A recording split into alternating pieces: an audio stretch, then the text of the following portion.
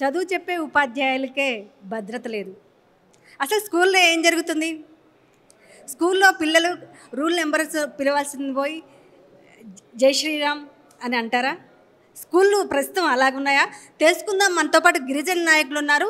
అయితే ఇది ఒక మెదక్లో ఒక గ్రామంలో ఒక ఉపాధ్యాయుని మీద అటాక్ జరిగింది. అసలు ఎందుకు జరిగింది, స్కూల్లో ఏం జరుగుతుందో తెలుసుకుందాం. నమస్తే సార్. అసలు ఏం జరిగింది సార్?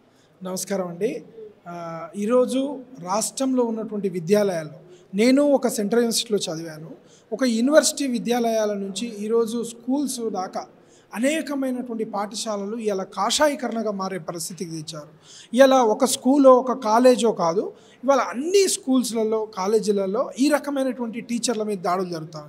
దానికి కారణం ఏంటంటే ఇవాళ రాజ్యాంగబద్ధంగా ఒక లౌకికమైనటువంటి గణతంత్ర రాజ్యాంగానికి సంబంధించినటువంటి నడవాల్సిన పాఠశాలలు ఒక దేవాలయాలకు నిలయంగా ఉన్నటువంటి ఒక దేవాలయం లాగా భావించే ఒక బళ్ళు, 4 గోడల మధ్య ఒక విద్యార్థి జీవితం ఈ సమాజ మార్పుకు పునాదులు వేస్తుందని చెప్పి అబ్దుల్ కలాం గారు చెప్పారు. అటువంటి స్కూల్స్లలో ఈరోజు అటెండెన్స్ తీసుకునేటప్పుడు 1వ నెంబర్ 2వ నెంబర్ అంటే ఎస్ఆర్ అనాల్సిన పిల్లలు జై హింద్ జై శ్రీరామ్ అని అనాలని ఒక టీచరు, ఆయన పేరు రవిబాబు, ఆయన ఈరోజు బుర్గులపాడు గ్రామము హవేలీ గన్పూర్ మండలము మెదక్ జిల్లాలో పెద్ద ఎత్తున ఒక 60 మంది బజరంగ దళ వాళ్ళకి తీసుకొచ్చి ఇవాళ ఒక టీచరు మనం ఆ రకంగా ఉండొద్దు, రాజ్యాంగబద్ధంగా వచ్చినటువంటి స్కూల్స్లలో ఒక మతము లేదంటే దేశభక్తి పేరుతో ఒక పార్టీ కొమ్ము కాయొద్దంటే వారిని బెదిరిస్తూ ఉన్నారు, వారి మీద దాడికి ప్రయత్నించారు. వారిని ఆఖరికి డిఈఓ గారి మీద ఒత్తిడి తీసుకొచ్చి బీజేపీ నాయకులు ఆయన షోకాజ్ నోటీస్ ఇప్పించారు. మేము గిరిజన సంఘాలకు ఏమంటున్నామంటే ఈరోజు పాఠశాలలైనా కళాశాలలైనా ఇవాళ సమాజంలో సమానత్వం అనేది అక్కడే కనిపిస్తుంది. కుల మతాలకు అతీతంగా నడిచేటువంటి ఈ పాఠశాలల్లో ఈ దేశం మార్పుకు సమాజంలో మార్పు కారణంగా ఒక సామాజికమైనటువంటి పునాదులు వేసి ఈ దేశంలో ఉన్నటువంటి అత్యున్నతమైన సర్వీసులు సాధించడానికి ఈ దేశంలో జీవితాల మార్పు రావడానికి కారణమైందే పాఠశాల. అటువంటి పాఠశాలలో ఇవాళ మతం కానీ కాషాయీకరణ కానీ ఒక పార్టీ కొమ్ము గాయడం కానీ కరెక్టేనా? ఇది పద్ధతి కాదని మేము భావిస్తూ ఉన్నాం.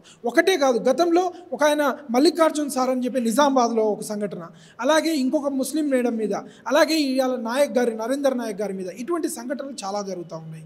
మేమేమంటున్నామంటే ఇక్కడ నుంచి ఇవాళ బీజేపీ రాష్ట్ర అధ్యక్షులుగా నియమితులైనటువంటి రామచంద్రరావు గారు, మీరు ఒక హైకోర్టు అడ్వకేట్గా ఉన్నారు, మీరు రాష్ట్ర అధ్యక్షులుగా ఉన్నారు, మీ పార్టీ యువ విభాగం అయినటువంటి యువ మోర్చా వాళ్ళు ఈ రకమైన దాడులు చేస్తే మీరు స్పందించాల్సిన అవసరం ఉన్నది. ఇది మంచి పద్ధతి కాదని కోరుతా ఉన్నాము. వాస్తవానికి నేను సెంట్రల్ ఇన్స్టిట్యూట్లో ఉన్నప్పుడు రోహిత్ వేముల అనే విద్యార్థిని కులం పేరు మీద ఇలా ఇన్స్టిట్యూషన్లో మర్డర్ చేసినది.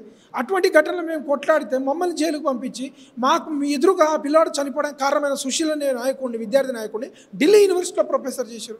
ఇలా ఏబీపీలో పనిచేస్తున్నాం, ఆర్ఎస్ఎస్లో పనిచేస్తున్నాం అన్న యూనివర్సిటీ అసిస్టెంట్ ప్రొఫెసర్లు కాదండి. ఇవాళ పేపర్లు, ప్రజెంటేషన్లు, పిహెచ్డీలు, వాళ్ళు చెప్పిన సెమినార్లు, వాళ్ళ ఉన్న అర్హతలు చూడాలి. ఇంగ్లీష్ రాకపోయినా, పేపర్లు లేకపోయినా, సరైన క్వాలిఫికేషన్ లేకపోయినా ఒక పార్టీకి కొమ్ము కాస్తే, కాషాయీకరణలో భాగంగా ఆర్ఎస్ఎస్లో పనిచేస్తే, ఏబీపీలో పనిచేస్తే కాదు. ఇలా టీచర్లు వాళ్ళు ఏం తప్పు చేస్తున్నారు? వాళ్ళ మీద ఈ రకమైన దాడులు జరుగుతూ ఉంటే ఇలా స్పందించరా? అందుకోసమే మేము ఇక్కడి నుంచి ఒకటే డిమాండ్ చేస్తూ ఉన్నామండి. తక్షణమే షోకాజ్ నోటీసు నరేందర్ నాయక్ గారు ఇచ్చింది వెనక్కి తీసుకోవాలి. డిఈఓ గారు, జిల్లా కలెక్టర్ గారు స్పష్టమైన విచారణ జరగాలి. ఈ రకమైన సంఘటనలు ఏ స్కూల్లో జరగొద్దు. ఇది మంచి పద్ధతి కాదు. తెలంగాణలో ఈ సంస్కృతిని పెంపొందించడం అసలే మంచిది కాదు. కాబట్టి రాబోయే కాలంలో ఎవరైతే ఈ దాడులకు పాల్పడినటువంటి వాళ్ళు ఉన్నారో వాళ్ళపై చర్యలు తీసుకుని ఇంకొక స్కూల్లో అటువంటి సంఘటన జరగకుండా చర్యలు తీసుకోవాలని, ఈ రకమైనటువంటి సంఘటనలపైన రాష్ట్ర వ్యాప్తంగా మాకు న్యాయం జరగకపోతే పోరాటం చేస్తాం ఉధృతంగాని. ఇప్పుడే ఎస్సీ ఎస్టీ కమిషన్ బక్కి వెంకటయ్య సార్ గారు కూడా వచ్చారు, మిగతా ప్రొఫెసర్ లక్ష్మీనారాయణ గారు, విద్యా పరిరక్షణ సమితి, మిగతా దళిత బహుజన సంఘాలు చర్చిస్తున్నాం. న్యాయం జరిగేంత వరకు నరేందర్ నాయక్ గారికి అలాగే టీచర్లకు మేము పోరాడతామని గిరిజన శక్తి రాష్ట్ర అధ్యక్షుడిగా తెలియజేస్తున్నాం.